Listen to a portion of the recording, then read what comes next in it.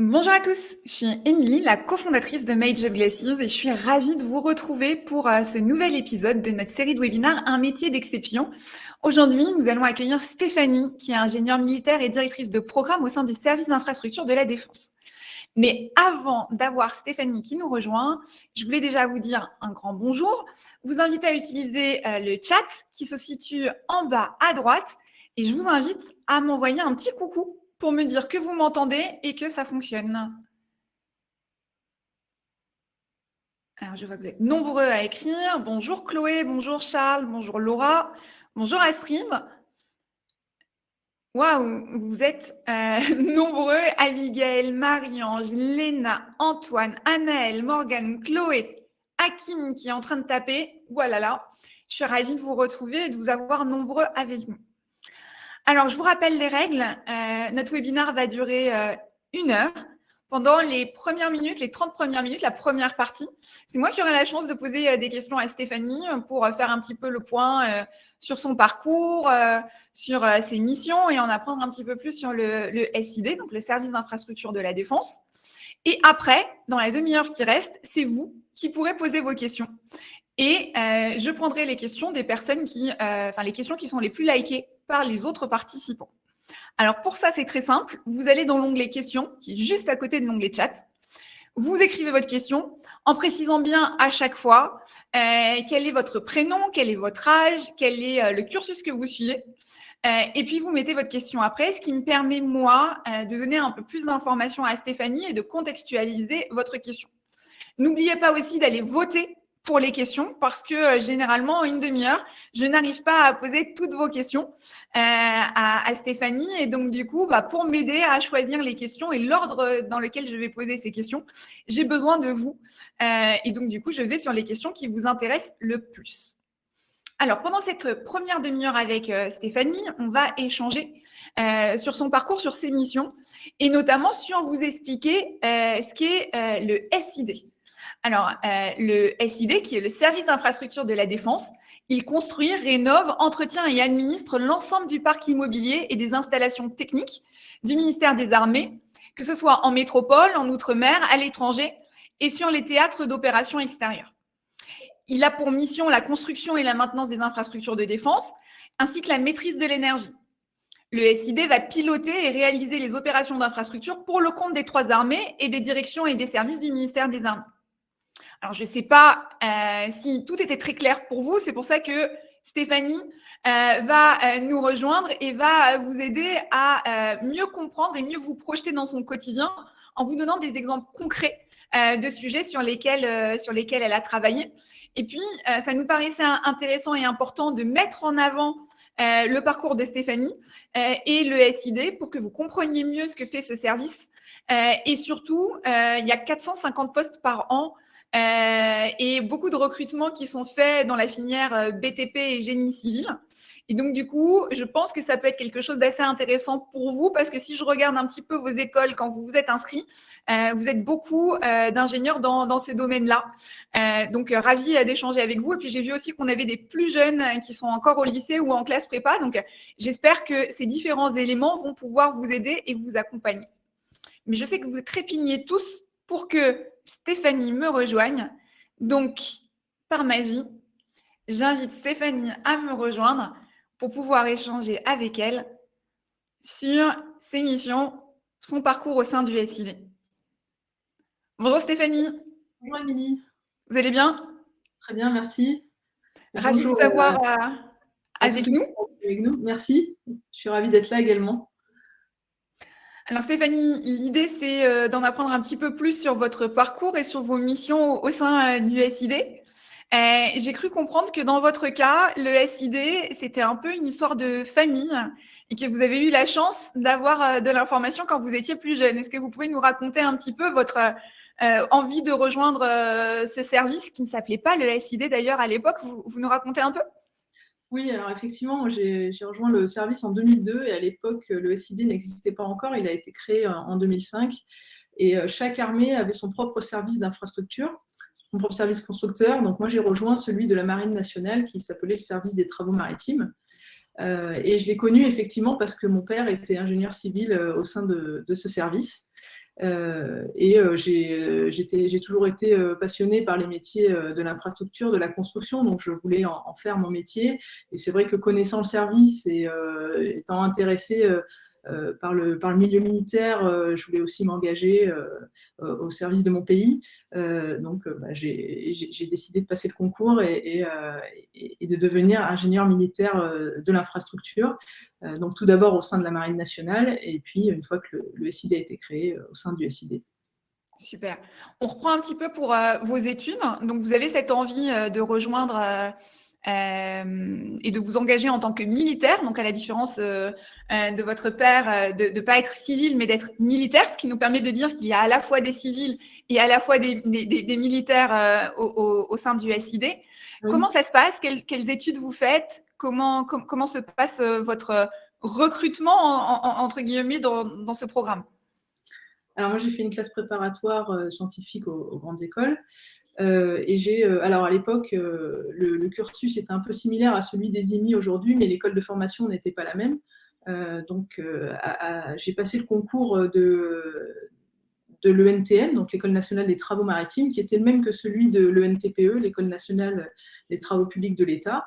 Après avoir réussi le concours, j'ai réalisé une année de formation militaire au sein de la Marine nationale. Donc, j'avais 2 mois de formation à l'école navale, et puis j'ai été ensuite embarquée en unité opérationnelle, donc sur des navires de la Marine nationale. Et à l'issue de cette année de formation militaire, j'ai rejoint le NTPE, donc pour 3 ans de formation. Donc là, vous suivez une formation qui est la même que des jeunes qui font le NTPE et qui ne sont pas, eux, engagés et qui ne sont pas militaires? Tout à fait, c'était exactement le même cursus. On pouvait choisir à l'époque donc, les voies d'approfondissement en 3e année que proposait l'école également. Voilà. Alors aujourd'hui, le parcours des IMI qui choisissent de rejoindre le SID dès la fin de leur cursus de classe préparatoire est à peu près le même, hein, sauf que aujourd'hui, l'école de formation n'est pas le NTPE, mais l'École nationale supérieure des arts et métiers, donc l'ENSAM d'Angers. Et donc l'ENSAM recrute sur les banques, sur les classes préparatoires, donc physique, technologie, PT et PSI, voilà, spécifiquement. Physique, donc c'est les 2 voies d'accès qui permettent... Les 2 voies d'accès, et effectivement, qui permettent d'accéder directement à l'ENSAM, contrairement à l'ENTPE à l'époque qui recrutait sur d'autres classes préparatoires. Ok. On reviendra peut-être un peu plus tard sur si je ne suis pas dans ce parcours-là, je peux quand même rejoindre et devenir IMI. Donc IMI, c'est ingénieur militaire d'infrastructure, c'est ça, hein, c'est un terme qu'on va réutiliser souvent, donc je me permets de le préciser. Il y a d'autres voies d'accès que la voie de la classe prépa, mais on va suivre dans un premier temps votre parcours et après on pourra revenir, ce sera peut-être d'ailleurs dans les questions des jeunes tout à l'heure, sur les autres voies d'accès si je ne suis pas dans les bonnes classes prépa pour pouvoir le faire via l'ENSAM.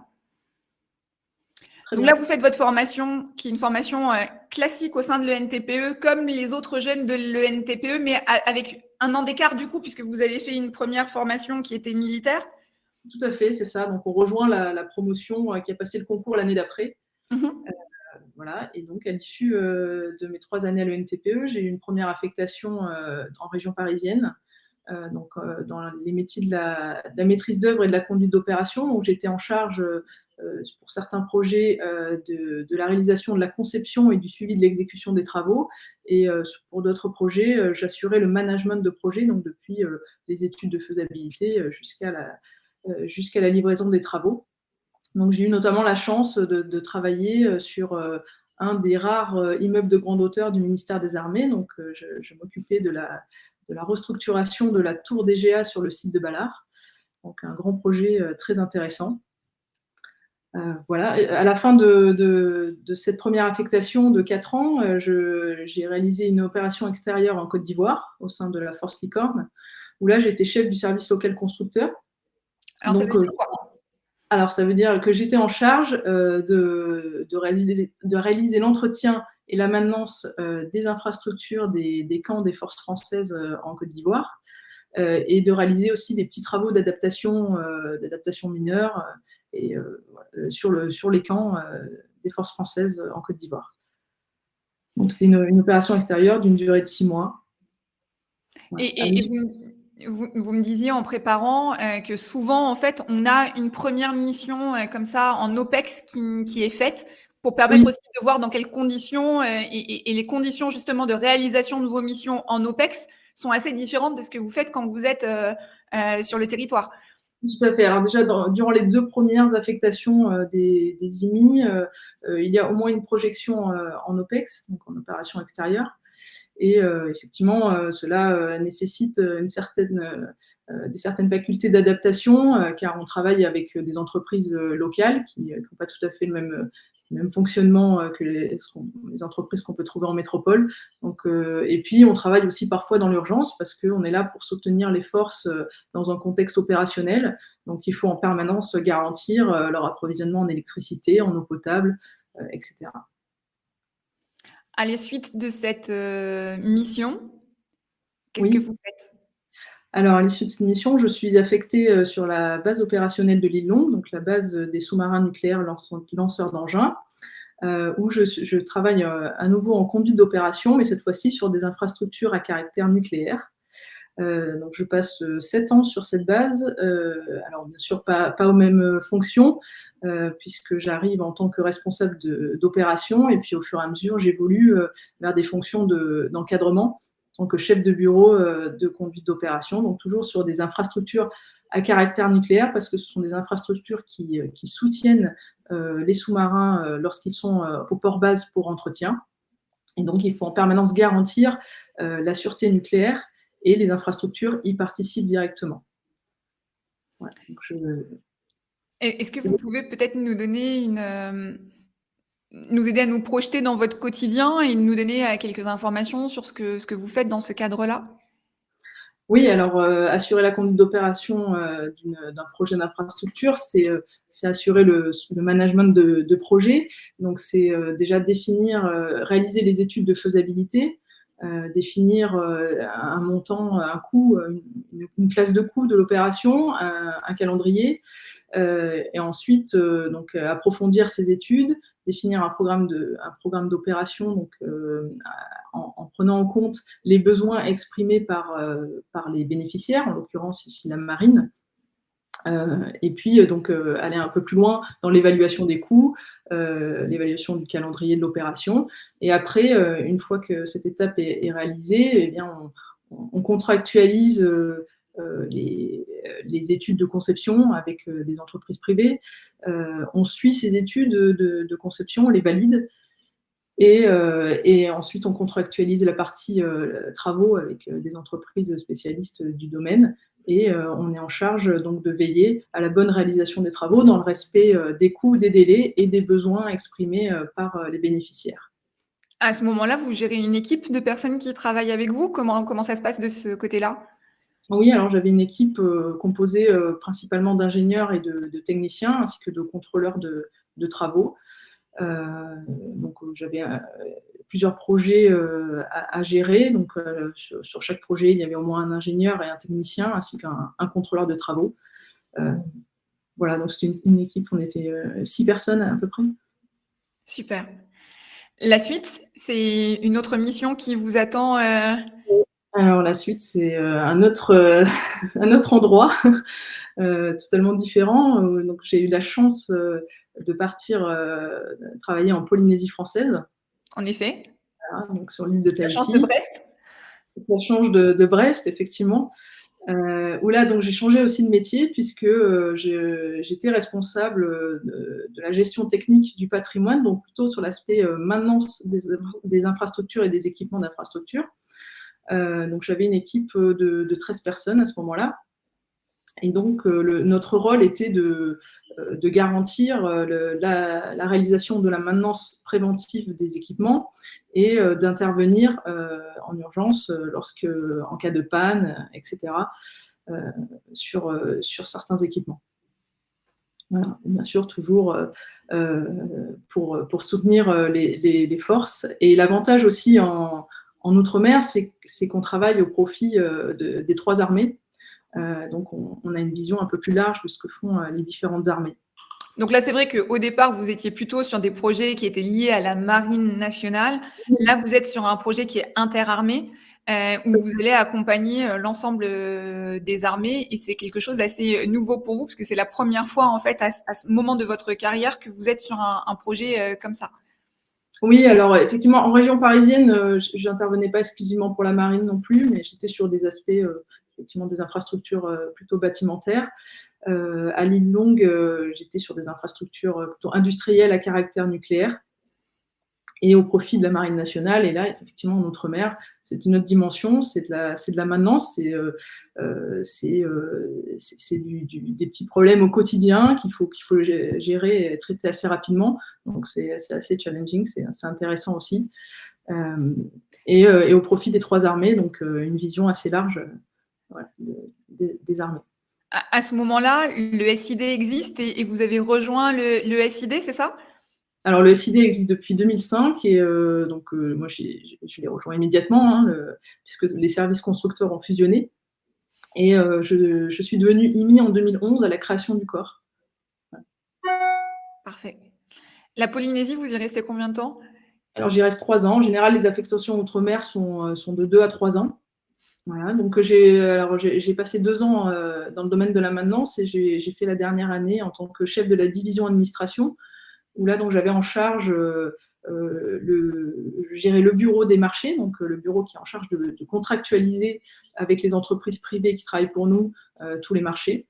Ainsi que je gérais aussi le bureau comptabilité métier, donc le bureau qui était en charge de veiller à ce que les entreprises soient bien payées, et ainsi que la partie ressources humaines de la direction là-bas.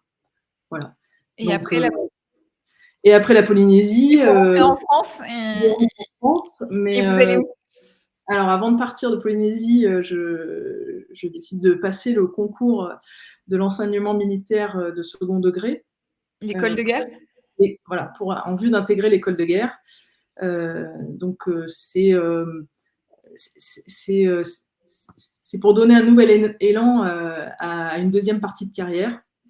Donc j'ai réussi ce concours et donc j'ai eu la chance d'intégrer l'école de guerre à mon retour de Polynésie pour une durée de 1 an. Voilà. Donc j'ai quitté l'école de guerre en 2021 et depuis je suis affectée à la direction centrale du SID en tant que directrice de programme d'infrastructure. Donc sur le programme d'accueil et d'entretien du porte-avions de nouvelle génération, ainsi que sur le programme d'accueil et d'entretien des frégates multimissions. Voilà, donc à nouveau au profit de la Marine nationale. Alors du coup, moi j'ai une question parce que vous me corrigez si je me trompe, mais j'ai compris que quand on est IMI, on a différentes missions qu'on va réaliser et on va souvent changer d'affectation, comme c'est assez souvent le cas, on va dire, quand on est militaire. C'est assez généralisé. Par contre, moi, il y a une question que je me pose, qui est peut-être une question bête, hein, mais vous allez m'aider. Il y a beaucoup d'ingénieurs au sein des armées. Il y a des ingénieurs, donc des IMI, que vous représentez. Il y a la DGA aussi, qui a des ingénieurs. Et donc, du coup, là, notamment, vous nous dites que votre mission actuelle, elle est en lien avec le porte-avions nouvelle génération qui va arriver aux alentours de 2035, c'est ça? Non, un peu plus tard. Un peu plus tard? 2040. 2040. Donc, voyons, ok. Mais j'imagine qu'il y a aussi des ingénieurs de la DGA qui travaillent sur ce nouveau porte-avions. Et dans la Marine nationale, il y a aussi des ingénieurs qui ont fait l'école navale qui vont travailler sur ce porte-avions. Est-ce que vous pouvez nous réexpliquer un petit peu la différence entre ce que fait un IMI, de ce que fait un ingénieur de la DGA ou de ce que fait un ingénieur de la Marine nationale? Comment ça fonctionne? Alors, un ingénieur de la Marine nationale, donc un officier de marine, lui est un officier opérationnel, c'est-à-dire qu'il est là pour réaliser les missions de la Marine nationale, et notamment des missions à bord des bâtiments de la Marine nationale, donc des navires. Et donc, leur mission, c'est d'être projetés sur des bâtiments et de les faire fonctionner, ces bâtiments de la Marine nationale. Un ingénieur de la DGA, lui, a en charge la conception et la réalisation des systèmes d'armes. Donc, en l'occurrence, un porte-avions est un système d'armes. Voilà. Et un ingénieur militaire d'infrastructure réalise les infrastructures d'accueil de ces systèmes d'armes, mais s'occupe également de la réalisation de l'ensemble des infrastructures des armées, donc des infrastructures de vie courante, comme les bureaux, la restauration, les logements, etc. Donc un panel assez vaste d'infrastructures. Donc à la fois les infrastructures qui soutiennent les capacités militaires, donc les systèmes d'armes, et les infrastructures qui soutiennent les équipages, les militaires lorsqu'ils sont dans leur garnison en métropole. Donc, vous vous assurez que le porte-avions nouvelle génération ait un endroit pour l'accueillir et soit dans les meilleures infrastructures possibles. Et en même temps, pour l'accueillir et l'entretenir. Voilà, pour l'accueillir et l'entretenir. Et en même temps, vous assurez les infrastructures des bâtiments qui vont accueillir, faire vivre, faire déjeuner, etc., les équipages qui vont travailler. Et l'ensemble des agents du ministère des Armées. Très clair. Merci pour ça. Est-ce que vous pouvez nous raconter une petite anecdote d'un moment assez marquant, en fait, d'une des missions que vous avez réalisées, quelque chose qui, dont vous êtes particulièrement fier que vous avez réalisé avec vos équipes? C'est pas facile de répondre à cette question parce que je pense que dans toutes mes affectations, j'ai vécu des moments vraiment forts avec mes équipes. Après, voilà, je pense à un moment particulier que j'ai vécu au sein de la base opérationnelle de l'île Longue. Donc, on avait en charge au sein de mon bureau comme opération de remplacer les portes de bassin. Alors, ça a l'air de rien comme ça, mais une porte de bassin à l'île Longue, c'est 20 mètres de long sur 21 mètres de hauteur, donc l'équivalent d'un immeuble de 7 étages. Donc, c'est pas rien. Et donc, une des phases de remplacement de la porte était. Alors, pour être plus clair, les portes de bassin de l'île Longue ne sont pas des portes traditionnelles. Ce sont des portes qui coulissent, qui coulissent dans un garage, un peu comme une porte de garage. Et donc, il fallait, une fois que cette porte avait été construite, il fallait venir la mettre en place dans sa feuillure, dans son génie civil. Et donc, c'était une opération un petit peu particulière qui, en plus, s'est déroulée en pleine nuit pour des conditions de météo et de marée. Et donc, avec l'ensemble de l'équipe, on a pu observer cette opération un peu spéciale d'enclavement de la porte dans sa feuillure. Donc, elle a été remorquée par voie maritime et jusqu'à son emplacement. Donc, une opération assez périlleuse, mais qui s'est bien passée à notre grand soulagement. Et puis un jalon structurant aussi de notre projet. Voilà. Et voilà. L'important, c'était de le vivre ensemble. Voilà. C'est pour ça que j'en garde un souvenir assez impérissable. Parce que une des spécificités aussi de votre métier d'IMI, c'est que vous travaillez sur des projets qui sont de très grandes envergures, qui du coup ne se réalisent pas en 3 minutes. Et comme on l'a dit, vous êtes amené à changer de mission très, très régulièrement. Donc, en fait, vous prenez des projets à un moment, mais vous n'êtes pas sur l'ensemble du projet de A à Z. C'est-à-dire qu'on a dit que le porte-avions nouvelle génération arrivera plutôt en 2040. Si vous travaillez aujourd'hui sur le projet, au moment où le porte-avions sera là, vous serez passé à autre chose depuis longtemps.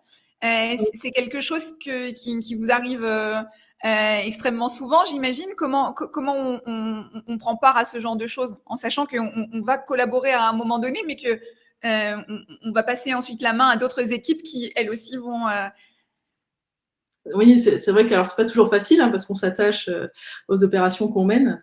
Mais oui, il faut savoir qu'un IMI change de poste tous les 3 à 4 ans. Une opération d'infrastructure, c'est minimum 5 à 6 ans. Donc, c'est extrêmement rare si on la suit de bout en bout. Donc ça, il faut l'accepter, il faut le savoir dès le départ. Il faut, quand on est au début de l'opération, essayer de laisser la meilleure situation à son successeur. Et il faut aussi accepter, quand on récupère une opération en cours, de pas y avoir contribué dès le départ et d'accepter les problématiques qu'on peut rencontrer, de les gérer au mieux. En général, sur une carrière, on arrive toujours à voir les différentes phases d'une opération. C'est pas la même, mais on va à un moment donné travailler sur la partie conception, comme j'ai pu le faire au début de ma carrière sur la restructuration de la Toura. Donc, effectivement, j'ai quitté le projet au moment où on contractualisait les marchés de travaux.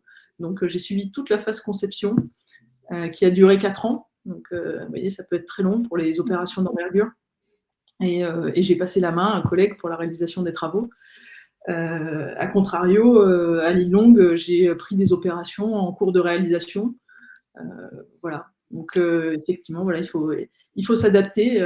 Ça, c'est un trait de caractère important chez les IMI, l'adaptabilité. Et ce qui est assez marrant, c'est que vous me disiez qu'aujourd'hui, vous travaillez dans la tour A que vous avez, enfin, sur laquelle vous avez travaillé au tout début. Alors, je rephrase. Vous travaillez dans la tour A sur laquelle vous aviez travaillé au tout début de votre carrière quand vous vous êtes lancé. C'était votre premier projet. C'était mon premier projet. Effectivement, c'est la tour qui accueille une partie des équipes de la DGA. Et donc, aujourd'hui, comme je suis intégrée sur le plateau porte-avions de nouvelle génération au sein de l'équipe de la DGA, ils m'ont gracieusement offert un bureau dans la tour. Et donc, je m'y rends régulièrement, donc c'est toujours avec émotion.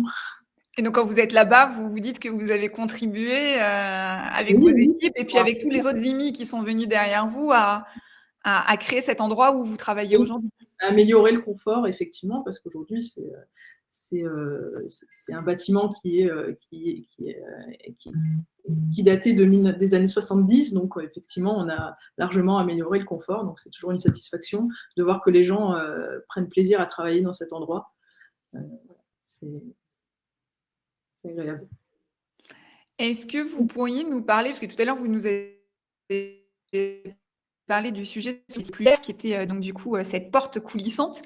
Est-ce qu'il y a eu des moments où ça a été compliqué ou sur lesquels vous avez dû faire face à des difficultés? Ou c'est quoi une difficulté dans votre métier justement? À quoi ça ressemble? Comment vous pouvez gérer ça?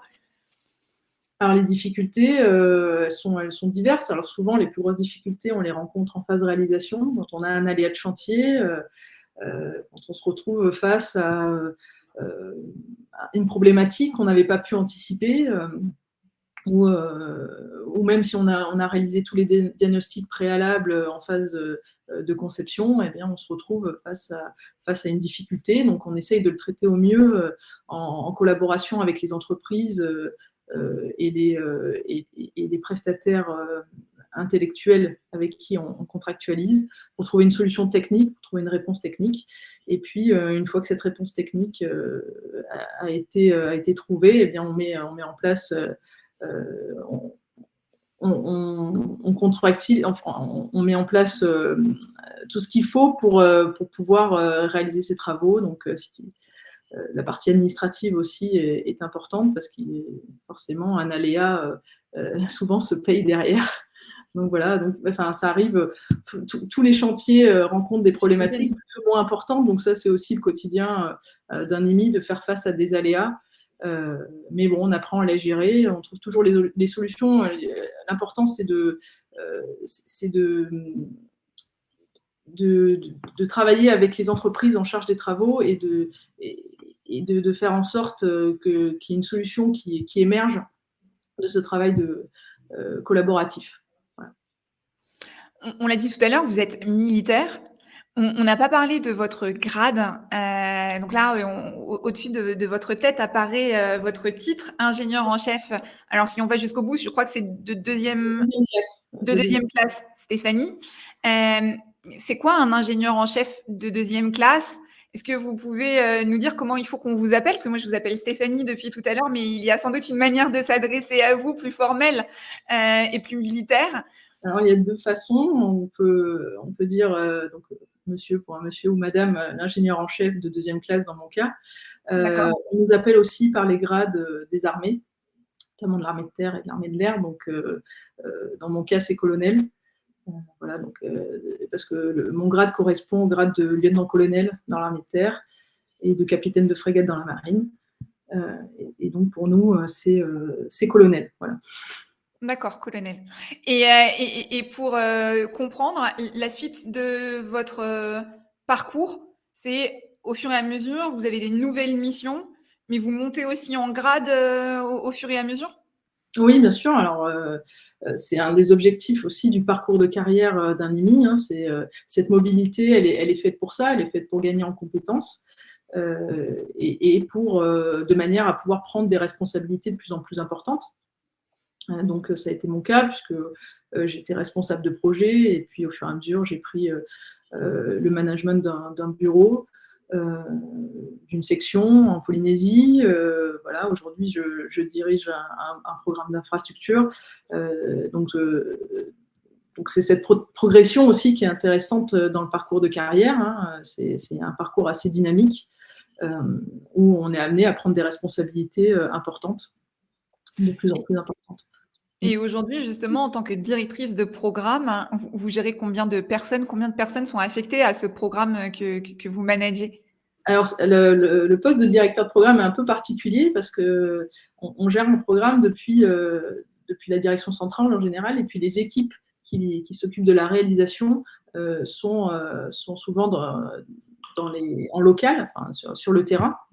Donc là, en l'occurrence, pour le porte-avions de nouvelle génération, elles sont à Toulon, puisque le porte-avions sera accueilli à Toulon. Donc, elles ne sont pas directement sous mes ordres, hein. C'est plutôt une relation fonctionnelle. Mmh. Moi, je suis chargée je suis responsable devant le directeur central du SID, de la maîtrise des coûts, des délais et de la performance du programme. Donc, même si je n'ai pas en charge le management direct du programme sur le terrain, qui est confié aux opérations, aux équipes de Toulon, je dois m'assurer que le programme est réalisé selon les termes qui ont été définis, dans le respect de la classe de coûts qui a été définie, des délais. Et donc, je m'assure que ce qu'ils mettent en œuvre sur le terrain répond bien à tout ça. Sachant que là, on est en plus en tout début de programme. C'est-à-dire que c'est un nouveau programme. Vous êtes la première équipe qui allait, vous Alors, occuper, la réunion de deuxième. directeur de programme, je suis le deuxième directeur de programme sur le projet, mais effectivement, on en est au tout début, hein. Voilà, mon rôle aussi, c'est de défendre, enfin comment dire, définir, enfin, l'avancement du programme, de dire où on en est, ce qu'on va faire et les besoins qu'on a pour continuer à réaliser le programme auprès des instances décisionnaires du ministère des Armées. Voilà, parce que ce genre de programme d'infrastructure est suivi au plus haut niveau compte tenu de son ampleur et Et des. et vous portez justement des recommandations, c'est-à-dire que vous étudiez différents scénarios et derrière vous portez des recommandations pour, que le Oui, programme aille dans tel sens ou tel sens tout à fait, hein, c'est vraiment l'objectif. Effectivement, on peut être amené sur un programme à étudier différents scénarios. Donc là, c'est le cas sur porte-avions où donc on analyse 2 scénarios et on va soumettre le choix en fin d'année au plus haut niveau puisqu'on va le présenter au ministre. donc vous êtes directement en lien avec le ministre pour présenter, J'accompagne mon directeur central, c'est lui oui, c'est lui qui mais c'est déjà bien. C'est des opportunités qui sont assez incroyables donc je oui, c'est des opportunités effectivement qui sont incroyables, et puis avant d'arriver devant le ministre, on passe tout un tas d'étapes devant des comités dirigés par des personnes haut placées du ministère. Voilà, donc c'est très challenging. Voilà. alors le temps passe vite et je Oui, vois qu'on a, déjà 35 et les jeunes ont des posé pas mal questions. de questions. Donc comme promis, je fais un tri en fonction des votes et Mmh. c'est Astrid, qui, a la question la plus votée. Et donc du coup, Astrid qui a 23 ans et qui étudie à l'ESTP Paris en Oui. spécialité travaux publics, nous dit: «Existe-t-il des passerelles entre le SID et les entreprises dans le civil?» Alors, qu'est-ce qu'elle entend par passerelle? Alors, je ne sais pas et je ne sais pas si, Astrid, tu peux, nous aider, dans le chat puisque tu ne pourras pas corriger ta réponse. Je comprends 2 choses. Soit est-ce que quand on a travaillé au SID, c'est facile après, de rejoindre, une entreprise du civil? ou est-ce que dans le cadre de votre mission au SID, vous travaillez avec beaucoup d'entreprises qui sont des entreprises aussi du privé, j'ai envie de dire, qui mettent en œuvre avec vous, j'imagine, la réalisation de ces travaux? Alors évidemment, on travaille avec énormément de prestataires privés, hein, des entreprises de travaux, mais aussi des bureaux d'études en charge de la conception des ouvrages. Donc oui, de ce côté-là, on est en lien avec énormément d'entreprises et on travaille au quotidien avec eux. Alors, si par passerelle, elle entend est-ce qu'on peut pas facilement passer du privé au ministère des Armées, pas vraiment. Peut-être plus dans votre sens? Une Alors, fois qu'on a terminé une carrière de militaire, ça c'est tout à fait possible quand on décide de quitter le ministère le SID, on peut tout à fait ensuite travailler pour une entreprise privée. Il y a des collègues qui l'ont fait. Voilà. Ensuite, on peut aussi rejoindre le SID après une première expérience en entreprise privée. Donc, en tant qu'IMI, alors soit en tant qu'IMI recruté sur titre, on en parlait un peu au début, c'est une des voies de recrutement, soit en tant qu'IMI sous contrat. Alors justement, on n'a pas parlé des différentes manières. Vous nous avez dit que vous avez fait un petit peu la voie suite aux classes préparatoires et avec le NTPE à l'époque. Aujourd'hui, ce serait plutôt l'ENSAM qui permet directement de rentrer, de faire une formation militaire dans l'une des 3 écoles des armées et après d'intégrer avec les personnes qui ne sont pas de futurs IMI pour faire une scolarité classique. Donc ça, c'est la première manière de rentrer et d'être IMI de carrière, c'est-à-dire d'être pleinement militaire jusqu'au bout de votre carrière. Il y a une deuxième manière de rentrer pour être IMI de carrière, c'est sur titre, je crois. Alors, sur titre, c'est-à-dire que quand on est diplômé donc un diplôme d'ingénieur ou un master dans les métiers de l'infrastructure, on peut effectivement candidater pour rejoindre le corps des IMI. Alors, soit directement à l'issue de son diplôme, soit en dernière année d'école ou de master, soit après une première expérience professionnelle.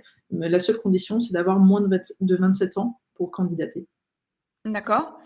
Et donc là, on a la même carrière possible qu'un IMI qui a fait la même formation que vous, c'est ça? C'est 2 manières de rentrer avec la même carrière derrière. Le recrutement sur titre donne une carrière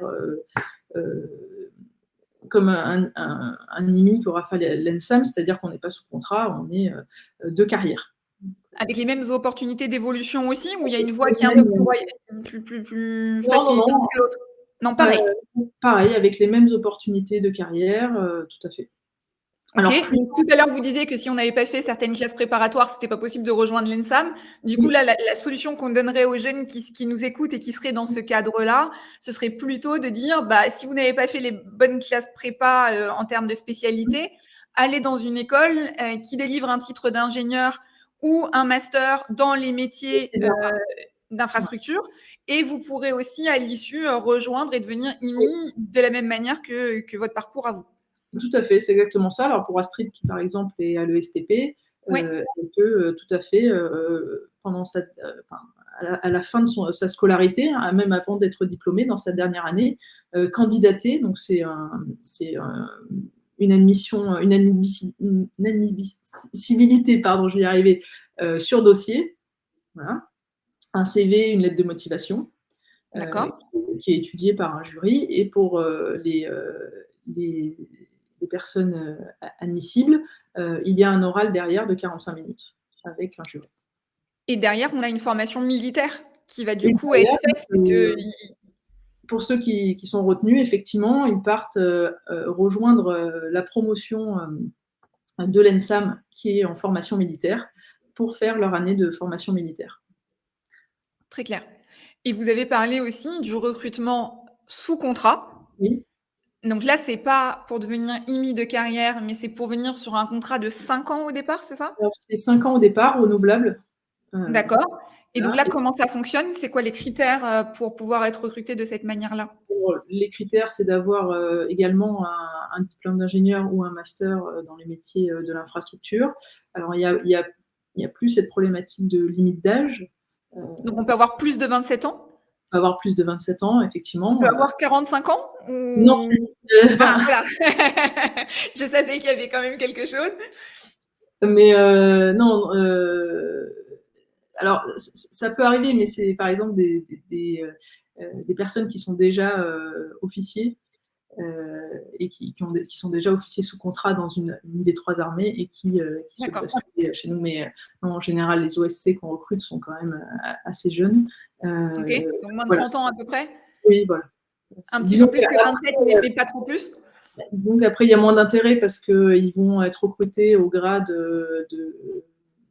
d'ingénieur, donc au début, au plus petit grade. Donc, s'ils sont déjà âgés, ils vont avoir une progression un peu moins, D'accord. un peu moindre qu'un IMI recruté jeune, quoi. Enfin, Je comprends. c'est plus difficile. Et quand on est OSC, il y a des moyens aussi d'être activé, c'est-à-dire de Donc, passer activer, c'est-à-dire devenir de carrière. voilà, tout à fait. Donc, au grade de capitaine, 3 galons, ou même au grade de commandant, voilà, sous certaines limites d'âge, en revanche. Et du coup, pour reprendre la question d'Astrid et qui parlait de passerelle vers le civil, si toutefois je suis IMI sous contrat et que je viens pour un premier contrat de 5 ans que je vais peut-être renouveler, est-ce que derrière, justement, ça va me faciliter si toutefois je décidais d'arrêter, enfin de toute manière où je ne suis pas activée, j'imagine que les formations et les missions que vous avez au SID sont reconnues comme des missions qui sont extrêmement formatrice et responsabilisante, et que donc du coup ça doit sans doute faciliter les choses si toutefois on voulait après continuer sa carrière dans le civil. Oui, oui, c'est une expérience au sein du SID est reconnue par les entreprises privées qui, enfin, surtout qu'on les côtoie, donc on les connaît, elles nous connaissent. Donc effectivement, sur un CV, c'est quelque chose qui est apprécié. Le caractère militaire aussi est apprécié des entreprises privées, hein. En général, on a affaire à des gens assez rigoureux, ce qui plaît aux entreprises privées. Génial. On a une question de Chloé qui a 20 ans et qui, elle, est de l'ENTPE, donc l'école que vous avez suivie. Elle me dit, voici ma question pour Stéphanie. Y a-t-il une différence dans votre mission quand vous l'effectuez sur le territoire français ou en OPEX? Oui, c'est un peu ce que j'expliquais tout à l'heure quand je parlais de mon expérience en OPEX. Effectivement, en OPEX, on a un côté opérationnel, et puis on est sur un territoire, un théâtre d'opération extérieure, donc il y a forcément aussi un aspect, on est un peu plus, même si on n'est pas directement au front, on va dire, on est quand même dans un environnement plus dangereux. C'est aussi pour ça qu'on suit une formation avant de partir en OPEX, une formation d'aguerrissement. Et ensuite, la différence, c'est qu'on on travaille donc au plus près des forces dans un contexte opérationnel. Donc, il faut savoir réagir vite quand il y a un problème. Il faut aussi apprendre à travailler avec les entreprises locales parce qu'on a besoin d'elles, on n'a pas les ressources en interne. Voilà, c'est un peu la différence. Je ne sais pas si j'ai pu répondre à sa question. Il est possible que la question ait été posée aussi avant que vous ayez expliqué, comme elle était très très bien votée, du coup elle ressort parmi les premières. On a Morgane qui a 21 ans et qui est étudiante aux arts et métiers, mais sur le campus d'Aix-en-Provence. D'accord. Elle demande est-ce que rentrer à Saint-Cyr l'école après mon école me permettrait de rentrer au SID? Est-ce qu'il faut passer par Saint-Cyr? Non, mais par contre, elle pourrait rentrer au SID et après aller se former à Saint-Cyr, qui est une des écoles de l'école, de l'armée de terre. Alors, je ne sais pas si j'ai bien interprété la question, mais je vais essayer d'y répondre. Si elle est déjà à l'ENSAM, elle va avoir un diplôme d'ingénieur, donc elle peut Ouais. tout à fait demander à être recrutée sur titre, donc monter un dossier d'admissibilité. Et ensuite, si son dossier est retenu, elle passera un entretien pour être recrutée sur titre. Et c'est à l'issue de son recrutement qu'elle partira faire une année de formation militaire, au même titre que la font les IMI qui sortent de classe préparatoire et qui ont réussi le concours de l'ENSIM. Ok. Il y a Chloé qui a 21 ans. On a beaucoup de filles. C'est marrant. Oui, C'est bien. je vois. Chloé, 21 ans, étudiante à l'ECAM. Sa question est la suivante. Est-ce que vous pouvez nous raconter une journée type dans votre métier? Déjà, est-ce qu'il y a une journée type dans votre métier? Je sais pas. Non, il y a des journées qui forcément se ressemblent un peu, mais il n'y a pas forcément une journée type. Est-ce que vous pouvez, par exemple, nous raconter votre journée d'hier ou d'aujourd'hui ou de demain pour nous donner voilà, une idée concrète? C'est pas simple comme question. Une journée type, tout dépend déjà de la phase de l'opération qu'on suit, tout dépend du métier qu'on fait. Hein. Si on est en maintenance, une journée type, ça va être répondre à des sollicitations s'il y a une panne qui est survenue sur un équipement. Ça va être aussi de suivre les entreprises, comment dire, de vérifier qu'elles réalisent les prestations telles qu'on l'a demandé. Voilà, en maîtrise d'œuvre, on aura, si on est en phase de travaux, eh bien, on se déplacera fréquemment sur le chantier pour aller contrôler la bonne réalisation des travaux. Si on est en phase conception, notre travail, ce sera de rédiger les études de conception, le cahier des charges. Voilà, tout ça, on fait en équipe, évidemment. Hein. On est toujours assisté de techniciens, d'ingénieurs. Voilà, ensuite, si on fait de la conduite d'opération, là aussi, tout dépend du stade dans lequel on se trouve. C'est vraiment, c'est difficile de vous dire, de vous décrire une journée type. Il n'y en a pas vraiment. Parce qu'elles sont différentes. Elles sont différentes à chaque fois. en fonction de notre fonction. Et en fonction du stade de l'opération, si on suit une opération. Voilà, enfin, on s'ennuie jamais, hein, toutes les journées sont différentes. On a une question intéressante de Claire, alors je descends un peu, qui souhaiterait savoir quels sont les différents métiers qui existent au sein du SID. Parce que donc là, aujourd'hui, vous nous présentez le métier d'IMI, mais j'imagine que vous travaillez avec d'autres collaborateurs qui sont aussi du SID. Déjà, est-ce qu'il y a un seul type d'IMI ou il y a différentes spécialités chez les IMI? Et après, quels sont les autres métiers qui existent au sein du SID? Alors, j'en ai un peu parlé. Alors, on réalise, alors on peut faire de la maîtrise d'œuvre. Donc la maîtrise d'œuvre, c'est réaliser les études de conception, réaliser faire la direction d'exécution des travaux, donc suivre les entreprises sur le chantier, vérifier que le chantier est réalisé selon le cahier des charges qu'on a prescrit. Ensuite, on a la fonction de conducteur d'opération, donc on est dans le management de projet. Donc là, on est plus dans la vérification du bon déroulement du projet. Donc, bien sûr, on réalise les études de faisabilité, le programme de l'opération qui permet de répondre aux besoins de nos clients, donc, qui sont les armées. On passe aussi les contrats avec les prestataires privés, donc que ce soit des prestations intellectuelles pour la réalisation des études ou les contrats de travaux. On vise les études, on vise aussi les études qui nous sont proposées par nos prestataires intellectuels. On suit bien sûr la réalisation des travaux, on vérifie que les choses se passent dans le respect des coûts et des délais. Voilà. Ensuite, on a l'aspect maintenance des infrastructures. Donc où là, comme je le disais, on intervient, donc on réalise la maintenance préventive, donc les actions de vérification, de contrôle, d'entretien des équipements pour faire en sorte de les maintenir en fonction. Et puis des maintenances correctives, on intervient quand il y a une panne.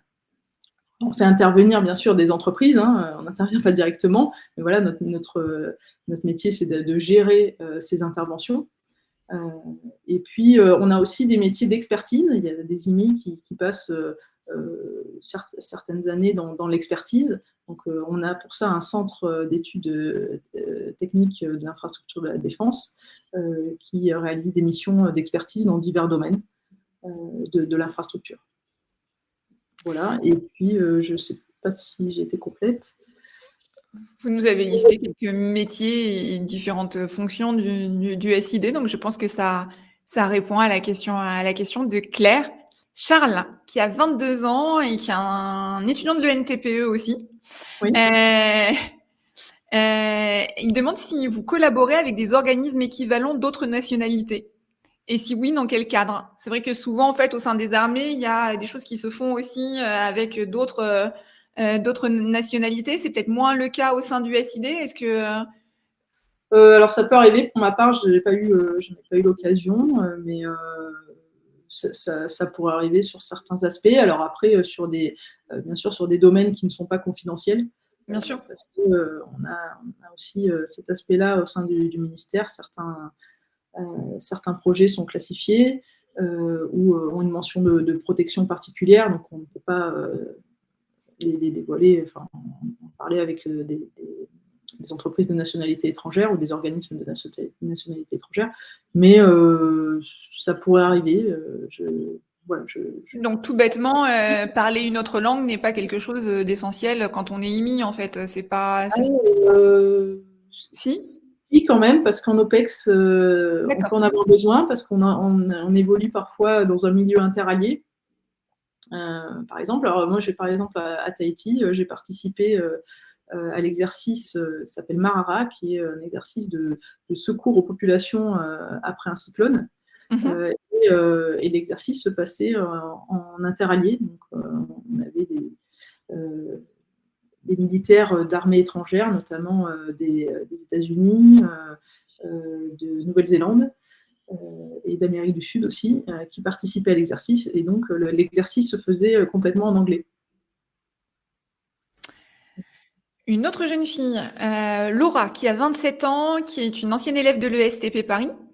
Elle demande s'il y a des parcours qui ne seraient pas accessibles aux femmes au sein du SID et si vous avez été accueillis comme vos camarades masculins. Alors, être une femme au sein du SID, alors c'est plus de manière générale, j'imagine être une femme au sein des armées et après au sein du service d'infrastructure de la défense.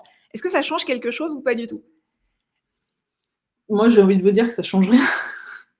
Alors, il faut savoir, à titre d'information, qu'aujourd'hui, chez les IMI, il y a 15% de femmes, donc ce qui n'est pas beaucoup. Donc, mesdames, mesdemoiselles, n'hésitez pas à nous rejoindre. On a besoin aussi de vous. Vous avez tout à fait votre place au sein du corps des IMI. Là-dessus, il n'y a pas de problème. Il n'y a rien qui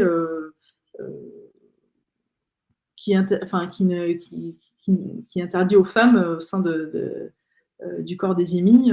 C'est pas parce qu'on est une femme qu'on ne pourra pas partir en opération extérieure ou qu'on ne pourra pas prendre certains postes. Pas du tout. Vous, ça n'a pas été un frein dans votre carrière, ça n'a rien changé par rapport à un collègue masculin qui serait arrivé en même temps que vous et qui aurait eu les mêmes opportunités que vous. Enfin, ce n'est pas un sujet. Absolument pas. Non, je n'ai ressenti aucun frein dans ma carrière. Au contraire, j'ai une carrière qui se déroule plutôt bien jusqu'à présent. Donc, non, ce n'est pas un handicap d'être une femme. Après, il faut savoir s'affirmer aussi parfois.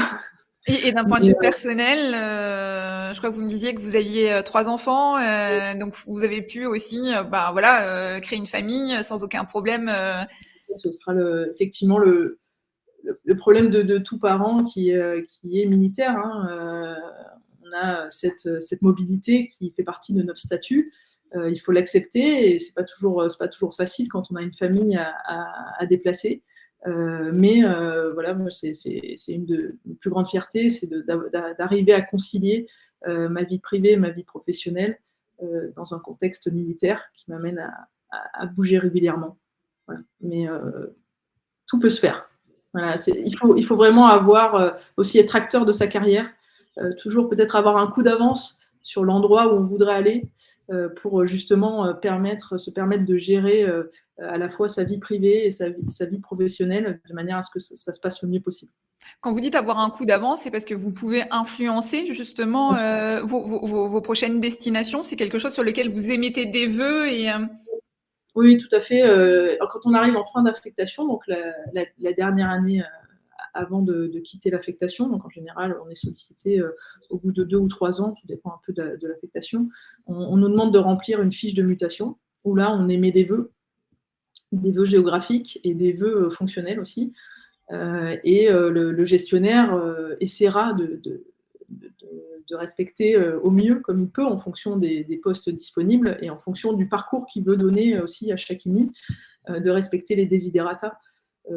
Mais c'est un dialogue aussi avec le gestionnaire qui est ouvert pour permettre justement à chacun de pouvoir à la fois, gérer à la fois sa vie personnelle et sa vie professionnelle. Voilà, le gestionnaire est conscient que ce sont des contraintes. Donc, c'est des choses qui, la plupart du temps, arrivent à se gérer en bonne entente. On a Lucas qui a 24 ans, qui est ingénieur travaux spé, route, ouvrage, art et génie civil à l'ESITC Paris. Oui. Sa question, c'est est-ce que vos missions s'apparentent plus à de la MOE qu'à de la conduite ou du pilotage d'opération? Alors, on a les deux, comme je le disais, on fait de la maîtrise d'œuvre et on fait aussi de la conduite d'opération. Donc, il a l'air de bien savoir. Oui. Comme je disais, la maîtrise d'œuvre, c'est vraiment être responsable de la conception et de la direction de l'exécution des travaux. Donc, on est vraiment au plus proche du terrain. En conduite d'opération, on fait du management de projet, du pilotage d'ensemble. Donc, on va piloter nos prestataires privés. On va s'assurer aussi que les travaux, les études et les travaux se déroulent dans le respect du besoin du bénéficiaire, de nos clients, dans le respect des coûts qu'on a annoncés et des délais qu'on a annoncés également.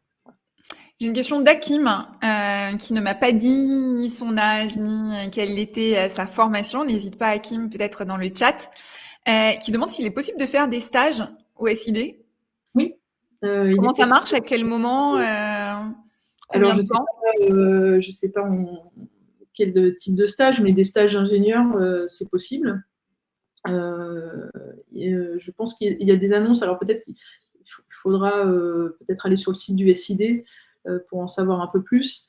On peut aussi faire de son alternance pour les ingénieurs qui font leur école en alternance. On prend des alternants, on prend des apprentis. Moi-même, j'en prends un à compter du mois de septembre. Voilà, donc c'est des choses qui se font aussi. Donc Stéphanie recrute une alternance. Je l'ai déjà trouvé. Ah, vous l'avez déjà trouvé. Ah, bon. Trouvé. On aura essayé. Mais voilà, on le fait de plus en plus d'ailleurs. Et puis, c'est une manière aussi pour nous de faire connaître aux futurs ingénieurs le service. Et certains sont intéressés pour y rester, pour devenir IMI ou ingénieur civil. Oui, parce qu'on ne l'a pas dit, mais il y a aussi des ingénieurs civils comme votre papa Oui, qui sont au sein du SID. Et d'ailleurs, je crois que vous me disiez même qu'il y a plus d'ingénieurs civils que de IMI qui ont Oui, cette... alors j'ai pas la proportion, parce que la proportion que j'ai, c'est les civils par rapport aux militaires. Il y a 2 tiers de civils dans le service et 1 tiers de militaires. Après, la proportion d'ingénieurs, je l'ai pas en tête, mais voilà. Ce sera la dernière question. Est-ce que vous aviez un a priori, une croyance concernant le SID qui s'est démenti une fois que vous l'avez intégré? Alors vous aviez un papa qui était déjà dans le service, donc vous aviez déjà des éléments, mais ou alors peut-être pas vous, mais vos collègues. Est-ce qu'il y a des choses qui surprennent une fois qu'on rentre dans le SID où on se dit ah tiens je m'attendais à ça, mais en fait pas trop. Un cliché qu'on pourrait tordre et expliquer en fait aux jeunes qui nous écoutent que le SID n'est pas ou le monde militaire d'ailleurs, de manière même plus large.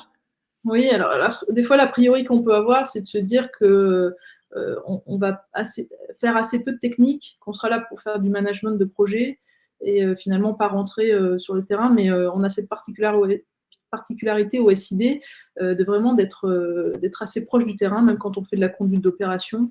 On suit de près nos opérations, y compris techniquement, on s'implique techniquement. Donc pour ceux qui aiment ça, voilà, ils seront servis au sein du SID.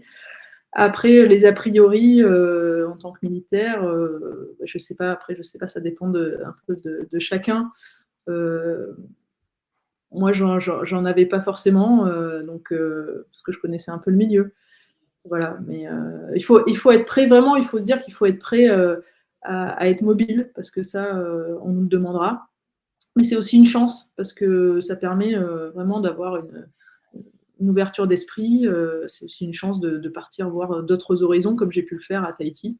Donc il faut vraiment le prendre comme ça. C'est passionnant. En résumé, vous complétez ou vous dites si je me trompe. Moi, ce que je retiens de notre échange, c'est qu'il y a une vraie diversité des chantiers et des infrastructures sur lesquels vous travaillez. Il y a beaucoup de responsabilités parce que c'est quand même des projets qui sont assez énormes. Enfin, j'imagine Oui, accueillir le futur porte-avions nouvelle génération, c'est pas rien. Beaucoup de mobilité géographique, mais aussi fonctionnelle, opérationnelle. Vous allez, enfin, plein de choses que vous faites et qui sont différentes. Différents environnements de travail, l'OPEX, les différents endroits où vous êtes allés. Et puis ce côté militaire qui a quand même de l'impact. Vous l'avez dit, vous engager en tant que militaire, c'est aussi servir votre patrie oui, c'est donner un et, sens. et c'est donner un sens. Mm. Tout à fait. Donner Euh, un sens à son action. Voilà. Alors effectivement, on a une diversité d'infrastructures qu'on trouve, je dirais, nulle part ailleurs, hein, parce que c'est des infrastructures spécifiques, parfois prototypaires, parce que c'est pour accueillir des systèmes d'armes, donc c'est vraiment spécifique au système d'armes. Donc effectivement, comme on le disait, après on peut gérer, il y a différents types d'opérations, il y a des petites opérations qui sont de moindre envergure que celle du porte-avions. Hein. On ne fait pas que ce type non, d'opération. j'imagine. Voilà, on peut faire du bâtimentaire, un bâtiment de bureau, un bâtiment d'hébergement, voilà. Donc il y a une diversité, oui, il y a vraiment une diversité d'infrastructures qu'on trouvera nulle part ailleurs, du bâtimentaire, des infrastructures portuaires, aéroportuaires pour l'armée de l'air, des infrastructures très techniques. On fait aussi beaucoup, enfin, de l'alimentation électrique des bases, donc on a besoin aussi d'ingénieurs spécialistes de ce domaine, l'électricité notamment haute tension. Donc s'il y en a qui sont en ligne, voilà, ils sont aussi les bienvenus chez nous. Voilà, dans le nucléaire aussi, parce que une partie de nos infrastructures accueillent des bâtiments à propulsion nucléaire, ainsi que des armes. Donc voilà, donc, vraiment il y a une diversité de domaines et d'infrastructures. Donc, pour rappel, hein, si ça vous a inspiré, le SID, c'est 450 postes ouverts chaque année et des recrutements actifs dans les métiers de la filière BTP et du génie civil en achat d'infrastructures, conduite d'opérations, maîtrise d'œuvre, conduite de travaux, ingénierie, maintenance, infrastructure, gestion technique du patrimoine et puis énergie. Sur les 5 prochaines années, l'essentiel des besoins, ce seront sur des métiers techniques. Et en termes de diplôme et de niveau, c'est des niveaux DUT, BTS ou master ou ingénieur de la filière BTP génie civil. Et bien évidemment, ils recrutent des apprentis sous contrat d'apprentissage, des stagiaires, des personnels civils du niveau Bac+2 au niveau Bac+5 et des titulaires de master ou des ingénieurs tentés par l'aventure militaire sous contrat, sur concours, sur titre. Et donc du coup, ça fait pas mal d'opportunités. Je m'excuse pour toutes les questions que j'ai pas pu prendre, mais la bonne nouvelle, c'est qu'il y a des ambassadeurs du SID qui sont présents sur Major Glaces et auprès de qui vous allez pouvoir continuer les échanges. N'hésitez pas à aller les voir, n'hésitez pas aussi à les choisir en fonction de leur spécialité, des domaines sur lesquels ils travaillent, puisqu'ils sont vraiment nombreux, donc vous aurez le choix aussi de pouvoir aller voir des personnes qui sont sur des sujets qui vous intéressent particulièrement ou qui ont peut-être des similarités dans leur parcours avec vous. Et puis, pour terminer, parce qu'on parlait du porte-avions nouvelle génération sur lequel travaille Stéphanie, moi, je voulais vous dire qu'on vous donnait rendez-vous dans 15 jours pour un nouveau webinar, parce qu'on termine un petit peu en beauté la saison des webinars avant les vacances scolaires. On aura le plaisir d'accueillir le commandant du porte-avions Charles de Gaulle, qui est l'unique porte-avions français actuellement, en attendant que le porte-avions de nouvelle génération prenne la suite dans quelques années. Et donc, du coup, c'est une occasion assez exclusive et exceptionnelle de pouvoir parler avec lui. Et donc, du coup, l'idée, c'est de vous présenter tous les métiers à bord du Charles de Gaulle et les 1200 marins qu'il gère. Donc, voilà, c'était un petit clin d'œil pour rester un peu dans le thème de cet événement. En tout cas, moi, je voulais vous remercier, Stéphanie. J'ai pris énormément de plaisir à échanger avec vous. Je pense que les jeunes ont eu de nombreuses informations sur votre mission, sur les missions du SID, sur les différentes évolutions que vous avez connues dans votre parcours. Et puis, voilà, vous invitez à partager aussi ce webinaire qui sera disponible en replay dès demain. Et puis, n'hésitez pas à aller échanger avec les différents ambassadeurs du SID pour continuer vos recherches, mieux comprendre cet environnement, poser toutes les questions que vous n'avez pas pu poser aujourd'hui. Et je m'en excuse encore, mais c'est le jeu. Il y a plein de jeunes qui sont là et donc du coup, les questions sont nombreuses. Et puis, je vais vous laisser le mot de la fin, Stéphanie.